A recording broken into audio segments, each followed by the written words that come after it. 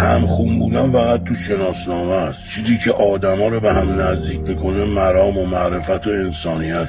انسان خودخواه همون کسی است که برای چیدن یک سیب درخت در ریشه در میاره. اصالت یعنی نتونی به یکی خیانت کنی، دل بشکنی. زندگی مثل بازی شطرنجه. وقتی بلد نیستی همه میخوان یادت بدن، وقتی یاد میگیری همه میخوان شکستت بدن. هیچ موقع از سادگی خود پیش خدا گله نکن. خدا سنگین ترین معامله هاشو با ساده ترین آدما میکنه.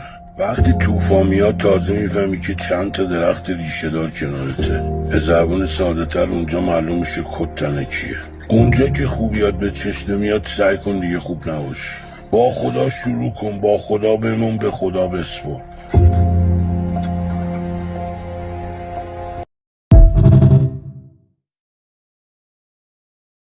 هم خون بودن فقط تو شناسنامه است. چیزی که آدما رو به هم نزدیک میکنه مرام و معرفت و انسانیت.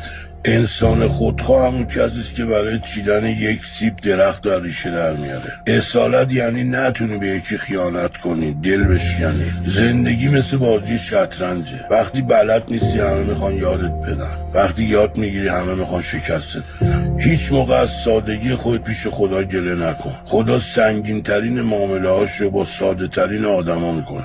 وقتی طوفان میاد تازه میفهمی که چند تا درخت ریشه دار کنارته. به زبون ساده تر اونجا معلوم میشه کتنه کیه.